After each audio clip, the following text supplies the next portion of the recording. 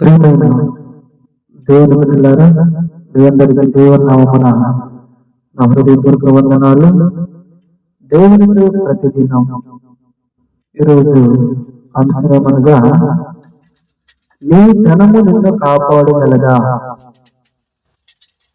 నీ ధనము నిన్ను కాపాడగలదా? ప్రసంగి గ్రంథం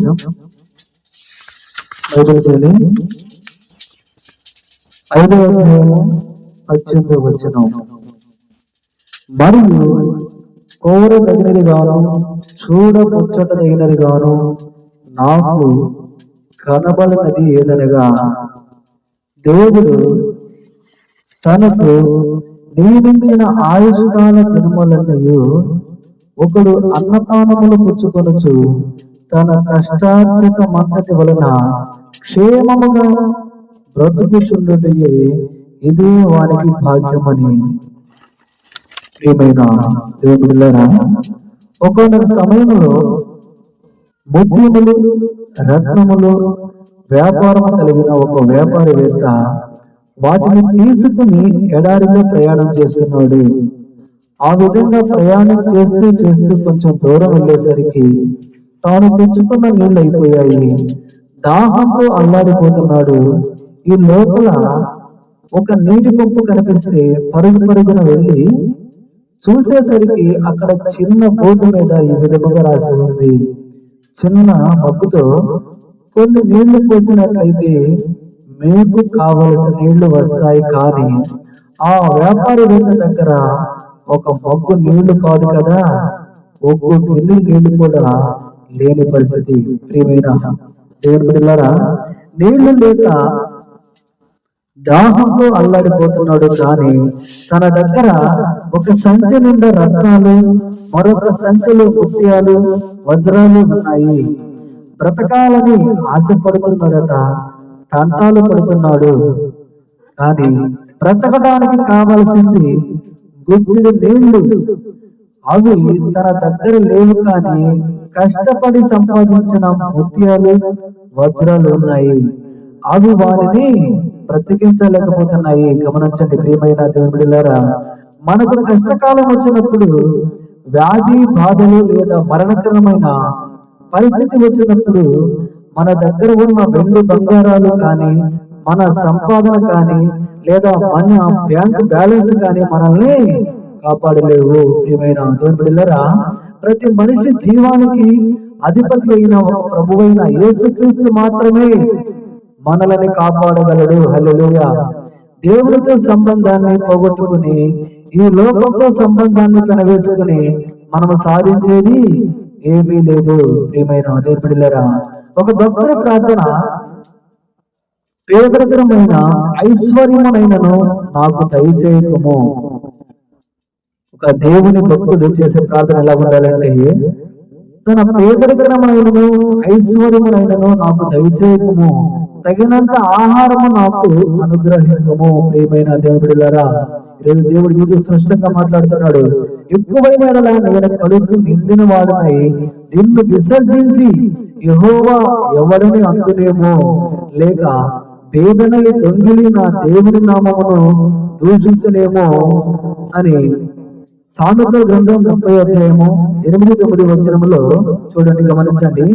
మనిషికి కావాల్సినవి ప్రేమ, సంతోషము, సమాధానము, దీర్ఘశాంతము, దయాళత్వము, మంచితనము, విశ్వాసము, సాత్వికము, ఆశ నిగ్రహము.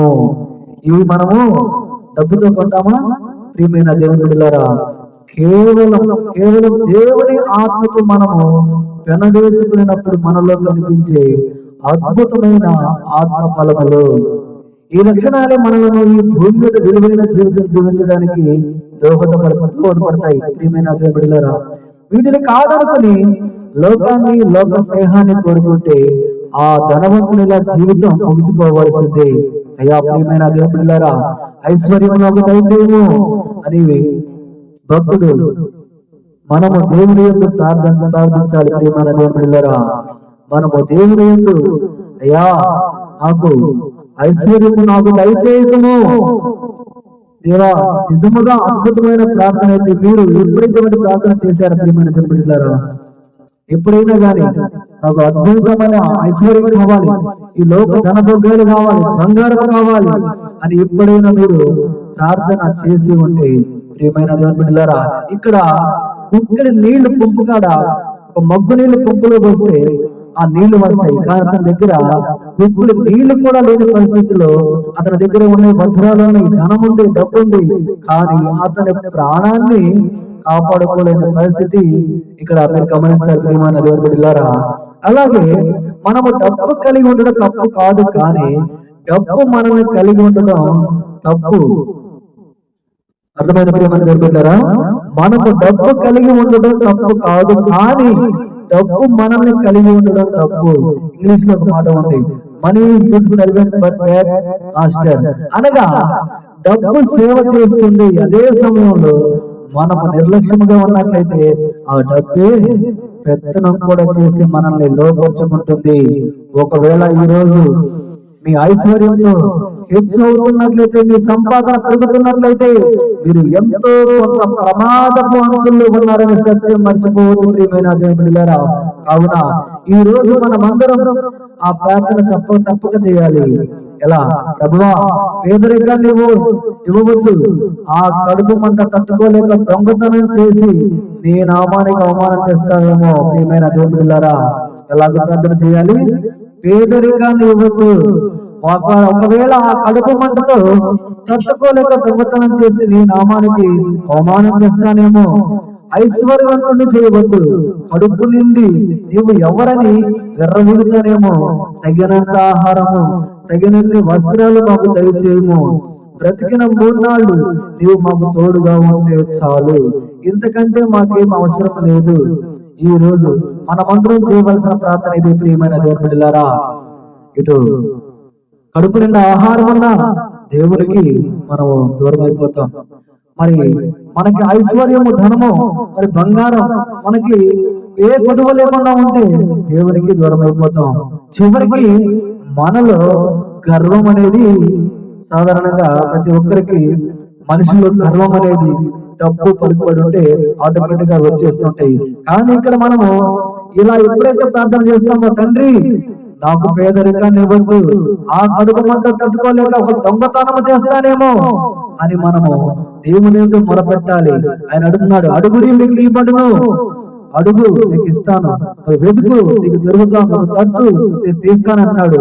ఇక్కడ నువ్వు ఎప్పుడైతే నువ్వు ప్రార్థన చేసి నువ్వు దేవుని ఎందుకు మొరపెట్టుతావో, మరి ఆ ప్రార్థన మన జీవితాలలో మనలను సురక్షితంగా జీవింపజేస్తుంది. ప్రియమైన దేవుని బిడ్డలారా, నీ ధనము నిన్ను కాపాడలేదు, నీ జనము నిన్ను కాపాడలేరు, నీ బంధువులు నిన్ను కాపాడలేరు, నీకున్న ఐశ్వర్యాన్ని కాపాడలేదు. ప్రియమైన దేవుని బిడ్డలారా, ఈ రోజు దేవుడు నీతో సూటిగా మాట్లాడుతున్నాడు. గమనించండి, దేవుని యందు విశ్వాసంతో నీకు ఎంత కావాలో అంతవరకే దేవుని యందు మనం జీవించాలి. ఇది ఎక్కువైనా గానీ, ఇది తక్కువైనా గానీ, తండ్రి నీ చిత్తంలో ప్రభువా, మేము తండ్రి నీ యందు విశ్వాసం కలిగి ప్రభువా, ఎప్పుడు ప్రభువా మేము మమ్మల్ని తగ్గించుకుని నిన్ను హెచ్చించుకునే భాగ్యాన్ని మాకు దయచేయము తండ్రి. అయ్యా, మాకు ఎక్కువద్దు తక్కువద్దు ప్రభువా, మాకు ప్రభువా ప్రతిరోజు మా అనుదిన ఆహారం మాకు దయచేయము, మా వస్త్రాన్ని మాకు దయచేయమని దేవుని యొక్క విశ్వాసంతో ఎప్పుడైతే ఆయన విశ్వాసము జీవిస్తావో నీ జీవితం ఆయనకు అప్పగించి చూడు, నీ కుటుంబం ఆశీర్వాదంగా మారగలుగుతుంది. God bless you.